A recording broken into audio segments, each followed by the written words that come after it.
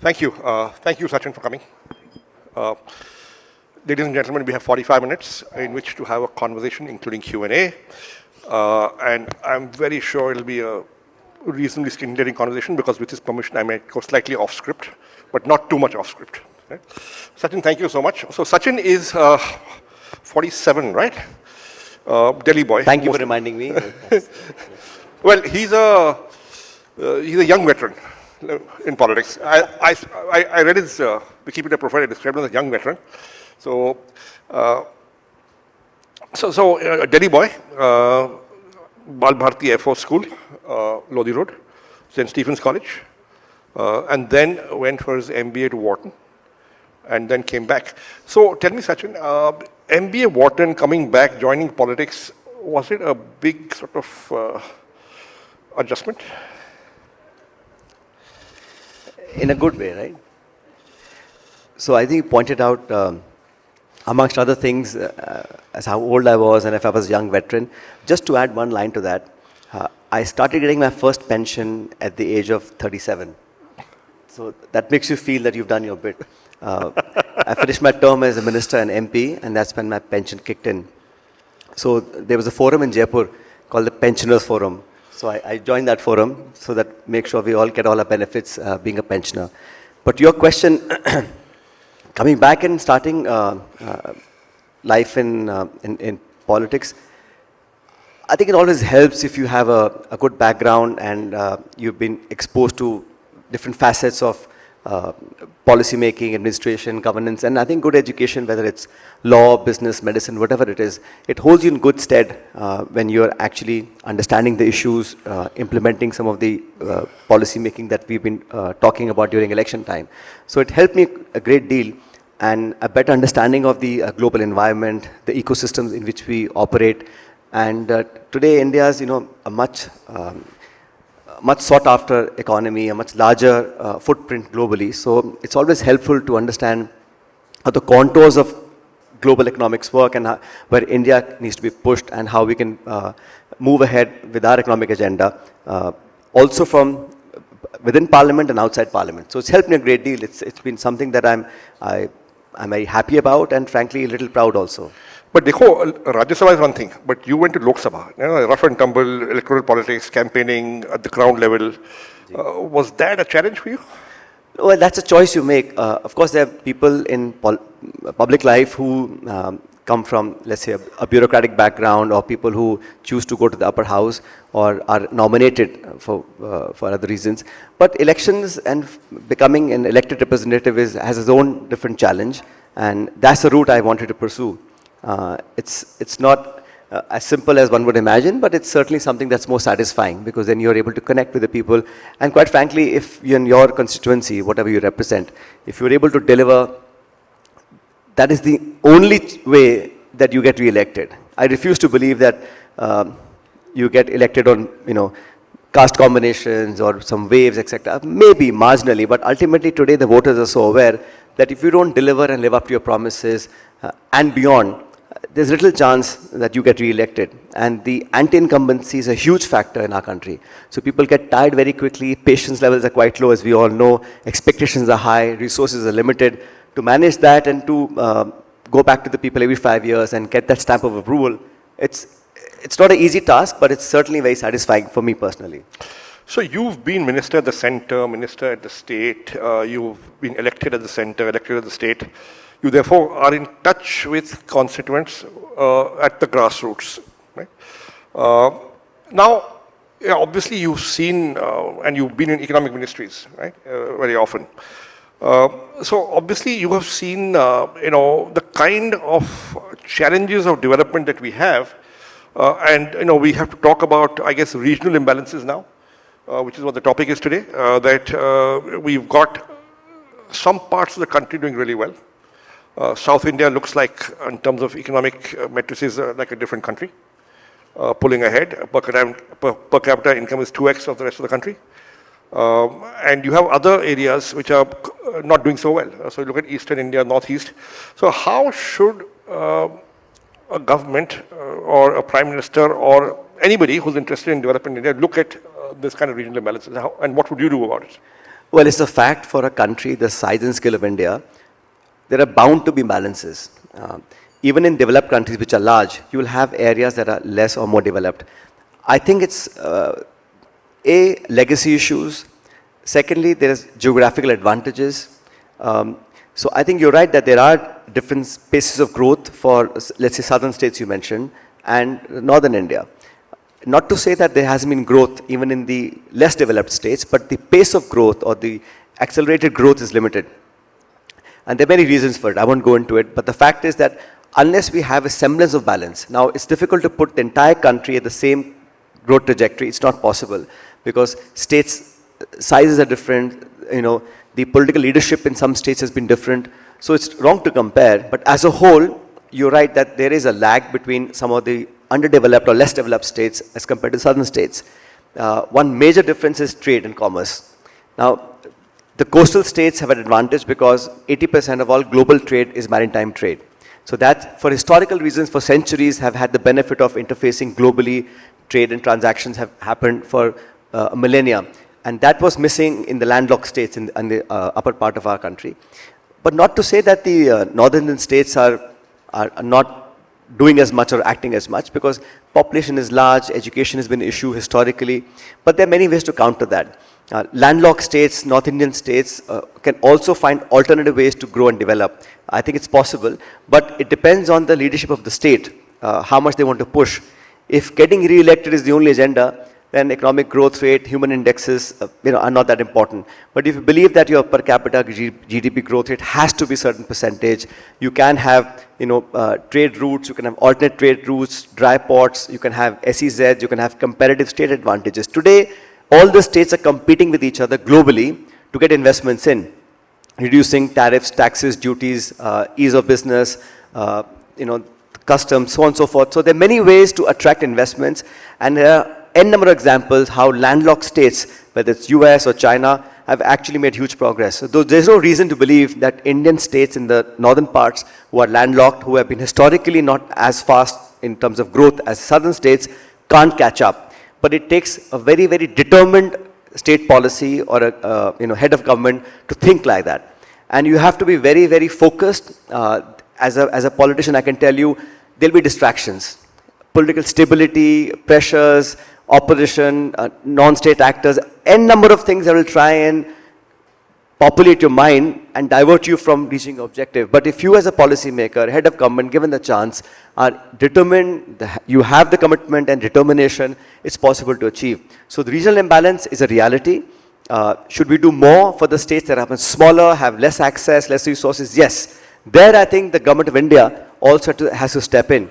Because now we've seen the sharing of revenues, it's getting trickier, Sanjeev. Today, the government of India now imposes cess and not tax, because taxes are shared between states and government of India. But cess comes straight to the pocket of the Indian government. So there are many ways in which I think the state-center relationships have not prospered as much as they should have in the last decade. So one of the complaints, at least some of the people in South India have, is that, look, we've progressed better, faster, we've grown our population less, we've educated our people better, our economy is growing better. But now we are being told that, listen, you'd have fewer seats in the Lok Sabha compared to the states that have not done so well. So we are being penalized for our prosperity and for doing well. They have a point, but in any household, you have 2 or 3 kids. Not every child will be a topper, right? And as a family, you have to think of the unit. You can't say, well, my 2 kids are toppers in school, and the third one has got 80%. So I love the child less, or I care for him less. That's not the way we should look at it. But they have a certain point when you do delimitation of political constituencies. You can't penalize somebody for performing, but I think the ones that have not performed need more support. I'm not talking about the delimitation exercise. That's a very politically hot subject. I won't get into it. But I do believe that southern states have a valid point that because mere population growth cannot be the only criteria for enhancing states who have performed really well in family planning and so on, and penalize states who have done well.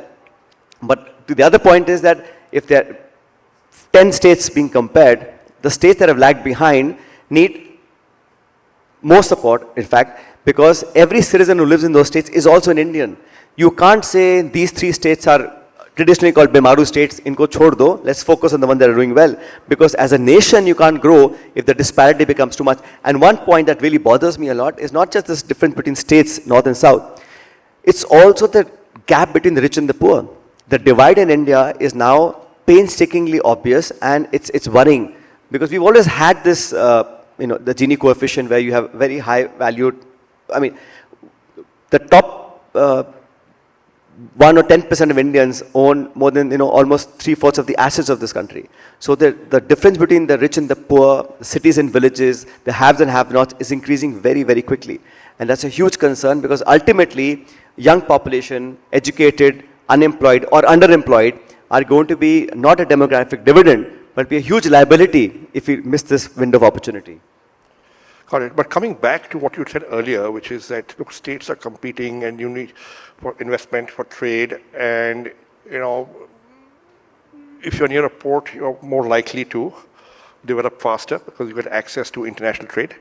But given what's happened in the US with the tariffs and President Trump, what are your views on what's happening? What's the end game going to be? Hoga kya? Aur isme hamara kya hoga? Very difficult to say. Mr. Trump's second term has been nothing short of surprises.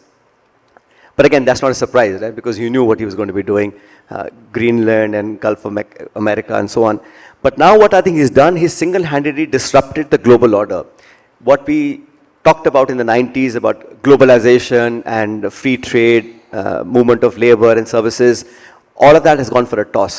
So this preventive tariff, this reciprocity, the kind of trade wars that we're going to be seeing in the next few months are very disturbing, especially for a growing economy like India, because a large emphasis has been on exporting goods and services, whether it's IT services or export materials. So I don't know, frankly, short answer is I don't know what the future holds, but we certainly have to ring fence our own interest. As a large country, India really should be taking initiatives of how we can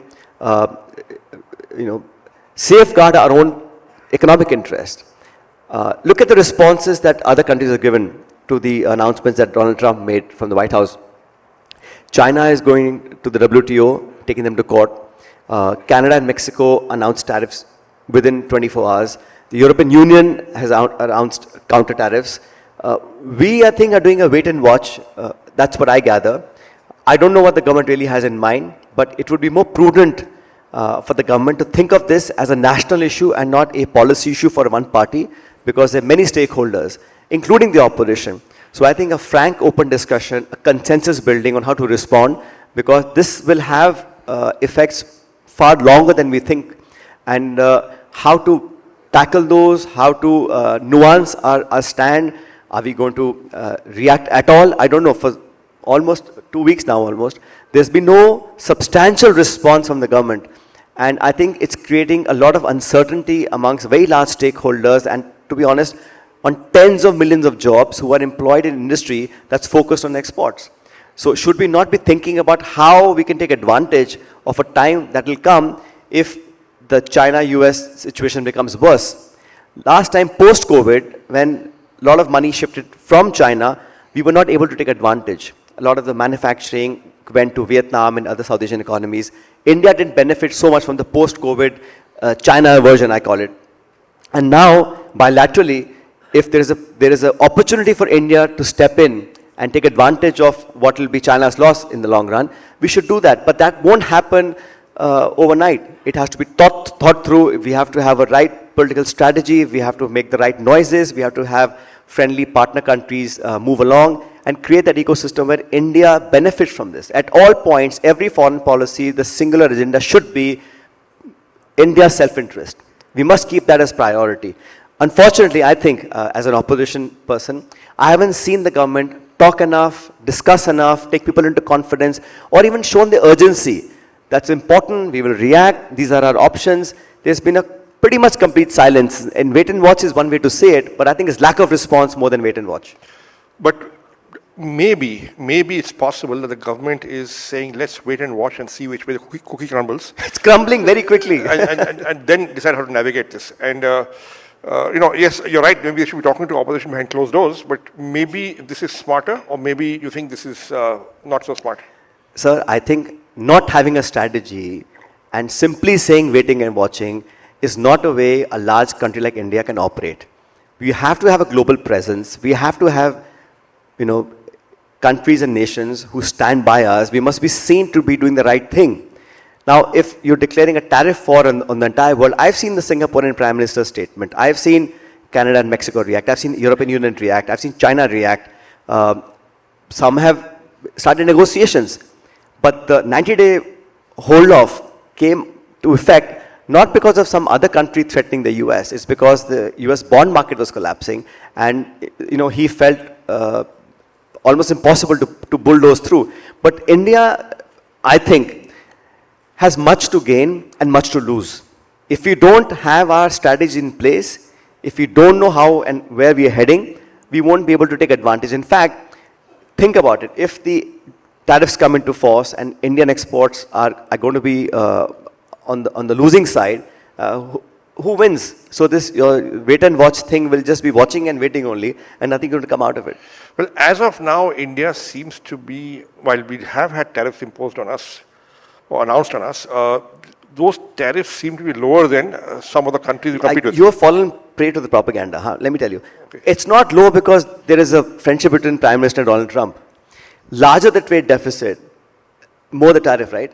That means we were exporting less and China was exporting more. That's why the trade gap was higher. That's why they got higher rates of tariff.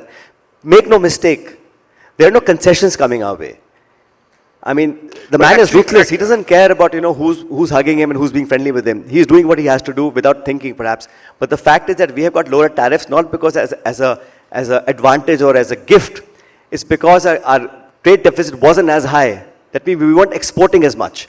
If we were, we would have the same rates as China. But irrespective, it's a numerical issue. The point is, conceptually, it's not helping the global order. Things are going to go all over the place, and we are at a very precarious situation. We want to be exporting. We want to have friendly ties. We haven't made a clear policy stand as of now. We haven't spoken to other larger countries in the world to come up with a effective response. So I think it's about time we actually talk to people, stakeholders, opposition, and get together and come up with the India policy. Okay, so I've got a couple of questions related to this. One is, look, supposing the Congress was in power today, how would you do it differently? You're talking about the current tariffs issue? Yes, or the tariff I just issue. explained you. Whatever I'm saying is something that I believe any government should be doing. And I do hope that the current government also takes it upon itself to collate a effective response by taking everybody into confidence. And ultimately, it's the government's decision. But what hurts in hearing people out? I'm sure other people in the other parties in parliament have a viewpoint, and it's best to have a response that is put out in the open once we have discussed with everybody. It gives your response much more strength if you've had a consensual discussion and a back and forth with stakeholders. But we haven't seen that. I think this has been the trend for the last 10 years. It's a policy with minimal discussions and minimal sort of, inputs from across the aisle, which is not a positive thing. I think for something that's important for the country, it's not a BJP Congress issue. It's India issue, exports, market, stocks, growth. It affects everybody. So I think that's the way any government should go. I certainly believe if the Congress was in power, we would certainly have a much more consensual approach by taking people on board, listening to their views. Perhaps some exporters, some trade industries have some ideas to give that might help India better respond to the situation. Got it. Second question is that, look, at above 6% growth until before the tariffs came into play, at above 6% growth GDP, compared to the rest of the world, the way things were going, do you think India is in a decent place economically? Look, it might sound like I'm being not so appreciative because I'm in the opposition, but the fact of the matter is that a 6% growth for a country like India, which has almost all the fundamentals that in place, young population, it's growing, there's a growth momentum. We should be aiming for a 9-10% growth. And who can be the catalyst to bring us from 6 to 10? That's the game changer. 6% will clocking whether we have this finance minister or this prime minister or whoever else. I think that's something we take for granted because of a large working population. We have many advantages being India as we are today in this day and age. Yes, in a time when there's crisis, these numbers don't look so bad. But ideas to shine. Look at China. For 30 years, they clocked 10%. And that's why they are where they are. So I believe that India has more potential. Just by saying that others are doing not as well as we are, that's not the right. We should have a much higher benchmark and we should be seen to be punching above our weight. That's how you deliver. We have record unemployment in this country today. Like I said earlier, the gap between rich and poor is always widening, and we have so many challenges. Our national debt is 4 or 5 times than it was 10 years ago. We have multiple challenges at hand. So a mere laid-back attitude, 6% हम growth कर रहे हैं, बाकी कोई country नहीं कर रही है, and media prints की, we are the top 2-3 large economies. That's all very well for the numbers, but in reality, we really need to be doing a lot more than we. And if you are happy and satiated at 6%, then that's not you need to have the hunger for growth. You need to find innovative ways to make your GDP grow and make it count. It shouldn't be a numerical or a dollar term. It has to be job-oriented, growth-oriented, manufacturing-oriented, tertiary sector-oriented growth that really benefits those who are moving from the farmland to the shop floor. Not everybody can become a software engineer, but people who are working on the farmlands become unproductive after a while. They need to be reskilled, retooled to be able to be employed gainfully in the industry. And that's how the value chain moves up. So I think we should be focusing at a much larger, higher percentage than 6%. Sachin, thank you so much. Thank you very much. It's been a pleasure.